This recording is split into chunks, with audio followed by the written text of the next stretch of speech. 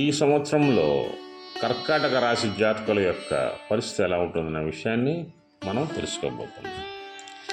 అయితే ఈ కర్కాటక రాశిలో పునర్వసు 4వ పాదము, పుష్యమి 1, 2, 3, 4 పాదాలు, ఆశ్లేష 1, 2, 3, 4 పాదాలు ఉంటాయి.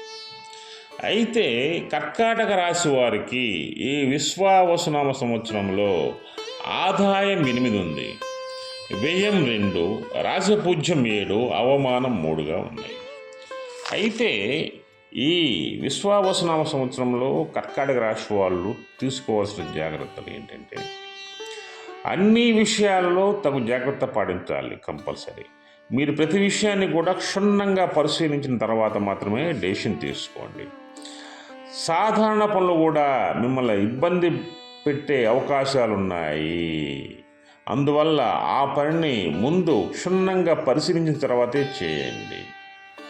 అదేవిధంగా కొందరి వారి స్వయం కృపారాధన వలన లేనిపోని సమస్యలు కొని తెచ్చుకుంటారు. వీళ్ళు వాళ్ళకై వాళ్ళే నాకే అంత తెలుసు నేనే చేయగలనని వీళ్ళు సమస్యలు కొని తెచ్చుకుంటారు. ఇది ఆర్థికంగా కానీ, ఆరోగ్యపరంగా కానీ, సమాజంలో స్థితిపరంగా కానీ. అందువల్ల మీరెవరు కూడా స్వయంకృతాపరాధనకు వెళ్ళకూడదు. నలుగురితో డిస్కస్ చేసిన తర్వాతే స్టెప్ తీసుకోండి.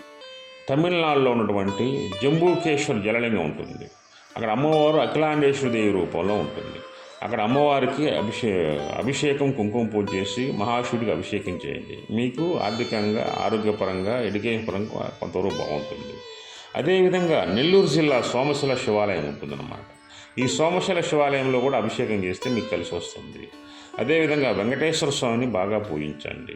అదేవిధంగా గీతికా రామచంద్ర పీఠం నెల్లూరు ఉంది. నెల్లూరులో అమ్మవారు దుర్గాదేవి స్వరూపము.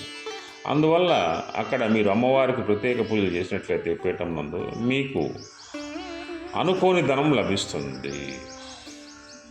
జై దుర్గా భవాని, జై దుర్గా.